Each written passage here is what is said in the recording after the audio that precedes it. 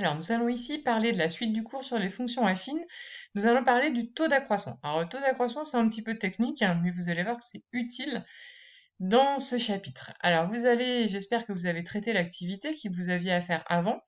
Dans l'activité que je vous ai proposée, on remarque normalement que nous avons trouvé, dès qu'on a fait ce drôle de calcul, là, f de a moins f de b sur a moins b, à chaque fois nous avions trouvé 2 dans l'activité, et 2 ça correspondait au coefficient directeur de notre fonction affine dans l'activité. Alors ici, propriété, dans le cadre général, nous prenons une fonction affine d'expression f de x égale mx plus p, donc ici le coefficient directeur c'est petit m, eh bien la propriété vous dit que pour n'importe quel nombre petit a et petit b, eh bien le quotient f de a moins f de b sur a moins b, ça fera toujours le coefficient directeur, petit m. Alors à quoi ça sert ça? Eh bien ça va nous permettre de calculer le coefficient directeur lorsque nous aurons f de a et f de b. Alors tout de suite un exemple. Ici, nous vous disons que f est une fonction affine telle que f de 1 égale 5 et f de 3 égale moins 1, et on vous demande de déterminer l'expression de petit f. Alors la première fois qu'on voit ça, on trouve ça un petit peu compliqué, mais en fait la méthode sera toujours la même, donc il va bien falloir que vous l'assimiliez. Donc je répète, nous avons une fonction affine. La seule chose qu'on connaît sur cette fonction, c'est l'image de 1 et l'image de 3. Et donc on vous demande de trouver l'expression de f. Nous savons que f est affine, donc f de x s'écrit sous la forme f de x égale mx plus p. Donc l'objectif de la suite, c'est de trouver petit m et petit p. Alors, dans ce type d'exercice, on devra d'abord trouver petit m. Comment on va faire? On va appliquer notre propriété. On va appliquer la propriété m égale f de a moins f de b sur a moins b. Alors, ici, on a le droit de mettre ce qu'on veut à la place de a et à la place de b. Donc par exemple, on peut choisir a égale 0, b égale 3. Ça ferait m égale f de 0 moins f de 3 sur 0 moins 3. Sauf qu'il n'y a aucun intérêt de prendre 0 et 3, puisque je vais avoir f de 0, je ne connais pas, f de 3, je ne connais pas. Par contre, ah si, pardon, excusez-moi, on connaît f de 3, donc f de 3 c'est bien, mais pas f de 0. Donc, on va prendre en fait comme a et comme b, on va regarder en fonction de ce qu'on connaît. Donc, nous, on connaît f de 1, et nous connaissons également f de 3. Donc en fait, on va prendre petit a égale 1 et petit b égale 3. On applique notre formule. M, c'est f de a. On a dit que a, c'était 1. Hop. Donc f de a moins f de b. On a dit que b, on prenait égal à 3. Divisé par a moins b. Donc notre b, on le retrouve ici. Et notre a, c'est notre 1. Donc je reprends. On prend cette formule-là, sauf qu'à la place de A, on met 1 et à la place de B, on met 3. Pourquoi on a choisi 1 et 3? Parce que nous avions des informations sur f de 1 et f de 3. Donc M, ça fait f de A moins f de 3 sur A moins B. À la place de A, on met 1, à la place de B, on met 3.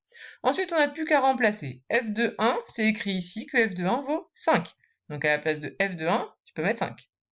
F de 3, c'est écrit ici que ça vaut moins 1. Donc à la place de f de 3, je peux mettre moins 1. Donc ça fait 5 moins 1. En bas, je touche pas, je réécris 1 moins 3. Ensuite, j'ai plus quel calcul à faire. 5 moins moins 1, ça fait 6. Et 1 moins 3, ça fait moins 2. Donc nous trouvons m égale moins 3. Donc c'est un peu compliqué, mais finalement, ça nous assure de trouver petit m. Donc du coup, notre fonction qui était définie par f de x égale mx plus p, maintenant à la place du m, je peux mettre moins 3.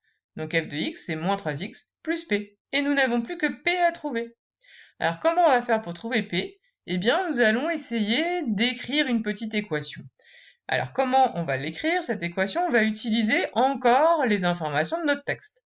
Donc là, vous avez le choix. On va prendre que l'une des deux informations pour trouver petit p. Soit vous prenez f de 1 égale 5, soit vous prenez f de 3 égale moins 1. Alors moi j'ai décidé de prendre f de 1 égale 5. Pour vous entraîner, vous pourriez faire avec f de 3 égale moins 1 et vérifier que vous auriez le même résultat. Alors on va prendre f de 1 égale 5. Alors quand vous prenez, donc je l'ai réécrit ici, f de 1 égale 5. Ça veut dire quoi? Ça veut dire que si je remplace le x par 1, donc ça c'est mon x, eh bien je sais que la réponse fera 5. Donc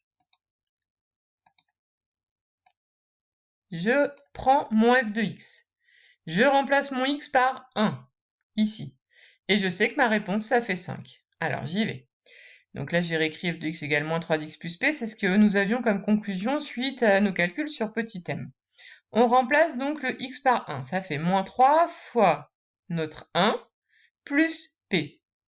On sait que ça doit être égal à 5. Donc ça veut dire que moins 3 fois 1 plus p, ça doit être égal à 5. Donc nous retrouvons notre 5 ici. Et notre petit x qui vaut 1, nous l'avons ici. Donc nous avons notre équation 5 égale moins 3 fois 1 plus p. Alors lorsque nous avons réussi à obtenir ça, et bien après il n'y a plus qu'à résoudre. Donc ça fait 5 égale moins 3. Parce que moins 3 fois 1, ça fait moins 3, plus p. Puis on rajoute 3 des deux côtés, ça fait donc 5 plus 3 égale p, donc p égale 8. Et il n'y a plus qu'à conclure, f de x égale moins 3x plus 8. Alors juste, pour ceux qui auraient décidé de prendre plutôt, par exemple, enfin pas par exemple, mais qui auraient décidé de faire f de 3 égale moins 1, l'équation qu'on aurait obtenue n'aurait pas été la même. Donc si on repart de f de x égale moins 3x plus 1, et qu'on utilise donc l'information f de 3 égale moins 1, qu'est-ce que ça nous aurait donné? Donc si on utilise f de 3, donc là normalement on n'en a pas besoin, ça y est j'ai fini l'exemple, mais je vous montre juste comment faire si on avait décidé de prendre l'autre information. Eh bien nous remplaçons ici le x par 3, donc ça fait moins 3 fois 3 fois 3 plus p, ça c'est notre f de 3, et je sais que ça fait moins 1. Hop. Et j'aurais résolu cette petite équation. Là ça ferait moins 9 plus p égale 1, moins 1, pardon, moins 1, excusez-moi, j'écris très très mal avec la souris. Donc ça fait p égale, on rajoute 9 des deux côtés, donc ça fait p égale moins 1 plus 9, c'est-à-dire p égale 8. Et on retrouve la même chose. Donc en fait, suivant si on prend l'information numéro 1 ou l'information numéro 2, on va avoir deux équations différentes à résoudre, mais à la fin, heureusement, on trouve la même réponse, p égale 8, p égale 8.